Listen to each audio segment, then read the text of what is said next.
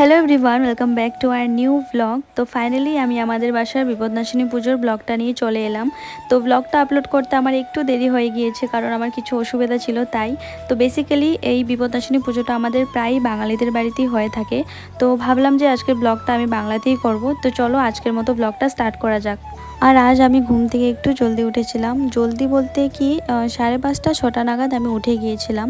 তো আমার জন্য এটা জলদি, কারণ আমি একটু ঘুম থেকে দেরি করেই উঠি। তারপর আমি ব্রাশ করতে করতে ভাবলাম যে পাথারের সাইড থেকে আমি একটু হেঁটে আসি, তো আমার চোখের ঘুমটাও চলে যাবে আর তোমাদের সাথে আমি এই সুন্দর ভিউটা শেয়ার করতে পারবো।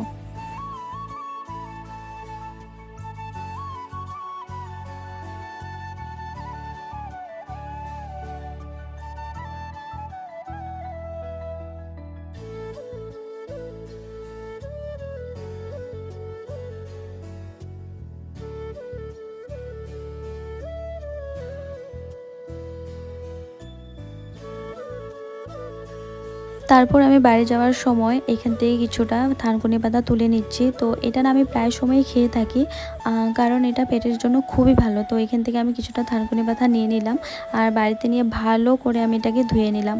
তো এটা যতটা পেটের জন্য ভালো, কিন্তু এটার ফ্লেভারটা আমার একটুকু ভালো লাগে না, যেটা তোমরা আমার ফেস দেখে বুঝতেই পারছো।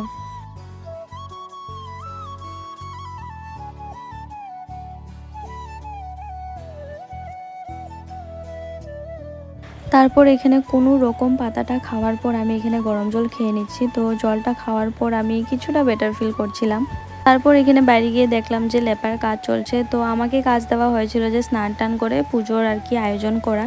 তো আমি এখানে দোকানে গিয়ে সোজা বাড়িতে এসে স্নান টান করে সোজা চলে গিয়েছিলাম ঠাকুর ঘরে। তো সেখান থেকে আমি এখন আর কি যাব, ফুল তুলবো, বেলপাতা, দুব্বা আর কি যা যা লাগে আর কি পুজোর কাজে, তো সেগুলোর জন্যই।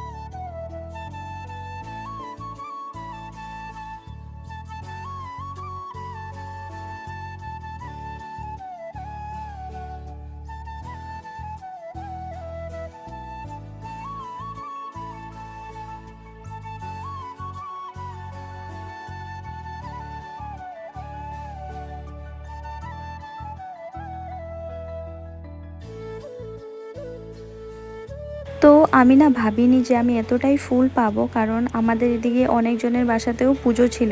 তারপরও আমি এখানে অনেকটাই ফুল পেয়েছিলাম, যার জন্য আমার মনটা খুবই খুশি হয়ে গেছিলো। তারপর আমি এখানে মাকে আম পাতা, বেলপাতা যা কিছু লাগে আর কি সব কিছু আয়োজন করে দিয়েছিলাম। কে রে? আমি কে রে? আমি কে?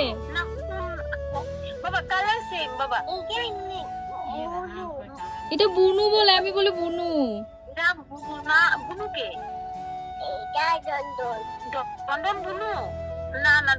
ওই তুই আমারে দেখ আগে ভালো মতন, এদিকে দেখ।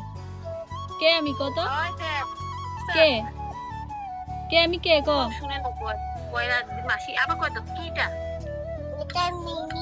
এটা মিমি। তুমি চিনছো মিমি রে?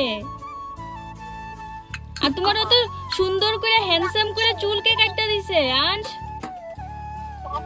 দাদু কাটতে? ও সেলুনের দাদু। ও আমার একটা ভিডিও পাঠাইছিল তো, হে যখন চুল কাটতেছিল। তো যাকে তোমরা এখন দেখতে পেলে সে হচ্ছে আমার দিদির ছেলে, আর সে এখন নতুন নতুন কথা বলা শিখেছে। তো বাচ্চারা যখন নতুন নতুন কথা বলে আর কি, তাদের মুখ থেকে কথাগুলি শুনতে খুবই ভালো লাগে। তো তার সাথে আমি প্রায় সময় এরকম ভিডিও কলে কথা বলে থাকি। তারপর এখানে ওর সাথে কথা বলার পর আমি এখানে বেলপাতা, আম পাতা যা কিছু পুজোর সব কিছু এখানে আমি ধুয়ে নিচ্ছিলাম। আর মা ওইখানে গীতাপাঠ করছিল। তো মা ডেইলি গীতাপাঠটা করে থাকে তাই।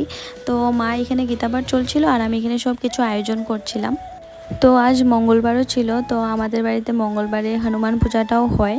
তো হনুমান পূজার জন্য আমরা তো হনুমান পূজা দেওয়ার পর আর কি হনুমান চালিসাটা পাঠ করি, তো সেটা তো স্কিপ করতে পারবোই না। তো তার জন্য আর কি আমাদের পুজো দিতে একটু দেরিও হয়েছিল। সব কিছু এখানে ঠাকুর করে শেষ করে তারপর আমরা বিপদাশিনী পুজোর আর কি সব কিছু শুরু করেছিলাম। তো মা এখানে গীতা পাঠ হওয়ার পর মা আমার হাতে এখানে ফুল দিয়েছিল, তারপর এখানে মা আর আমি मिले हनुमान चालीसाटा शुरू करेছিলাম। जय हनुमान ज्ञान गुण सागर, जय कपीस तिह लोक जागर, रामदूत अतुलित बल धामा, अंजनी पुत्र पवन सुत नामा, महावीर विक्रम बजरंगी, कुमति निवार सुमति के संगी। তারপর আমি ঠাকুরঘর থেকে সব ফল টল নিয়ে এলাম কাটার জন্য আর কি। সব কিছু এখন আমি এগুলি রেডি করব। ফার্স্টে তো ফলগুলোকে ভালো করে ধুয়ে নেব, ধোয়ার পর আমি একটা একটা করে ফল কাটবো। তো বেশি কিছু ফল আমি কাটবো না, কারণ ফলগুলি না আগে যদি সব কাটা হয়ে যায় সব ফলগুলি কালো কালো হয়ে যায়, তার জন্য তো আমি বেশি না একটা একটা করে সব ফলগুলি কেটে নেব।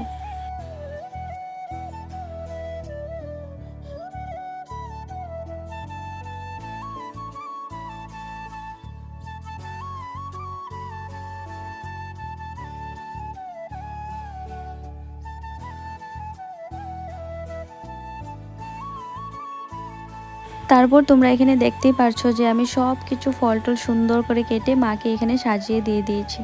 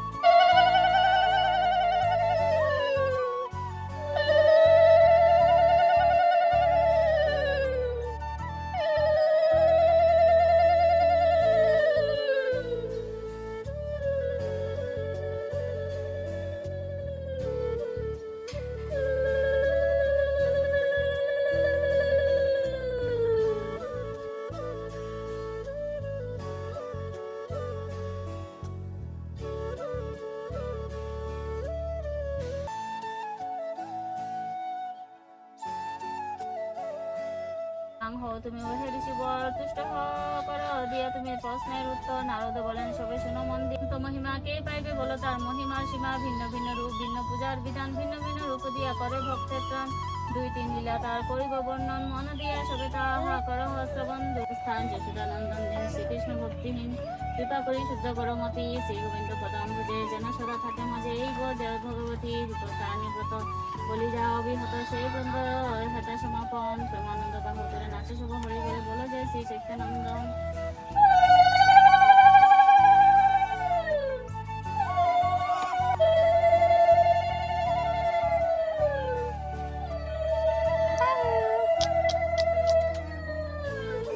তারপর ফাইনালি এখানে সুন্দর করে পুজো টুজো দেওয়া হয়ে গেল, আর মা এখানে সবার জন্য প্রসাদের আয়োজন করছিল, আর আমি এখানে সাবুটা মাখছিলাম। তারপর আমিও এখানে প্রসাদ খেয়ে নিলাম। প্রসাদ খাওয়ার পর যেহেতু সকাল থেকে আমি আর মা কিছু খাইনি, তার জন্য প্রথমে আমি আর মা মিলে লাঞ্চটা করে নিলাম। তারপর এখানে কাকিমণি ওরা এসেছিল প্রসাদ খাওয়ার জন্য। তো তোমরা যারা আমার ব্লগ দেখো আর কি, তো তোমরা ওকে চিনতেই পারবে, কারণ আমি ওর বার্থডেতে গিয়ে ব্লগ বানিয়েছিলাম। তো ও খুবই কিউট একটা বাচ্চা আর কি বলবো, খুবই কিউট। তো যাই হোক, তারপরে এখানে আমি চলে গিয়েছিলাম মার সাথে মিলে আর কি সবাইকে প্রসাদ দেওয়ার জন্য, কারণ আরও লোকজন এসেছিল। তো আমি আর মা মিলে এখানে সুন্দর করে প্রসাদটা বেড়ে আর কি সবাইকে নিয়ে দিলাম। দেওয়ার পর মা এখানে সবাইকে শান্তি বেঁধে দিচ্ছিল। তার তারপর ওরা যখন বাড়ি যাচ্ছিল তো আমি ওদেরকে বললাম যে আমি ক্যামেরাটা অন করছি, তোমরা সবাই এখানে বাই বলবে। তারপর তো এখানে ওরা পুরো লজ্জাতে শেষ। তারপর এখানে ওরা বাড়ি যাওয়ার পর আমি ঘরে এসে টানা 1 ঘন্টা ঘুম দিয়েছি, কারণ আমি খুবই টায়ার্ড ফিল করছিলাম। তারপর আমি চলে এলাম কিচেনে তো রাতের ডিনারের জন্য। তো রাতের ডিনারে ছিল আজ খিচুড়ি। তো আমাদের প্ল্যান ছিল যে আমরা দিনেই খিচুড়ি খাবো আর কি, তারপর স্কিপ করা হলো কারণ আমিও মার সাথে বিজি ছিলাম আর বোন তো এসব একলা পারবে না আর কি, তার জন্য। আর দিনের বেলা অনেকটা গরমও ছিল, তাই তো রাত্রেই ভাবলাম যে না খিচুড়িটা করা যাক। তো তারপর এখানে দেখতে পাচ্ছ অলমোস্ট আমার খিচুড়িটা হয়ে এসেছে। তারপর আমি এখানে সম্বাসটাও দিয়ে দিলাম।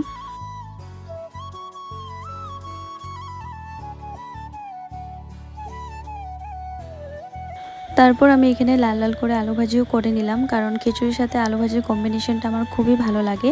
তো তারপর এখানে খিচুড়ির সাথে ছিল আলু ভাজি, নিরামিষ তরকারি, পাঁপড় ভাজি, আচার আর লেবু। তো আজকের জন্য এতটুকুই, দেখা হবে নতুন কোনো ব্লগে। বাই।